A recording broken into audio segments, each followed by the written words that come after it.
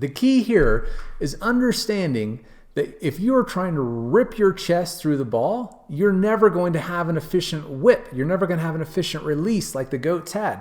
The goats had that club snap past their body effortlessly, and that's why they looked so efficient in their swings, is because they are not trying to rotate their body fast through the ball. In fact, Tiger's peak rotational speed until the club takes over is right there. Isn't that crazy?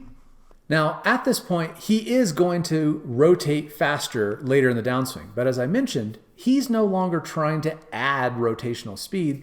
The oblique slings have fired. They've started to release that tension. You can see his shirt seam is kind of a generic indicator of stretch in the fascial slings. And you can see that the tension that he had right there and right there has already begun to release. And so now that tension's gone. Those fascial slings are no longer trying to rip him around as much. It's more going to be the velocity of the club taking over. And so that is the key to understanding effortless power, is that you do not need to be rotating through the ball. In fact, if you do, you will push or pull the club through, and that is dramatically less efficient than how the goats swung. That's why they look so effortless when they swing the club, is because they're not trying to continue to rotate their body through the ball. And certainly not in Tiger's case. He's always felt that his arms and hands are passing his body, and that's why he's described his swing as an uppercut punch.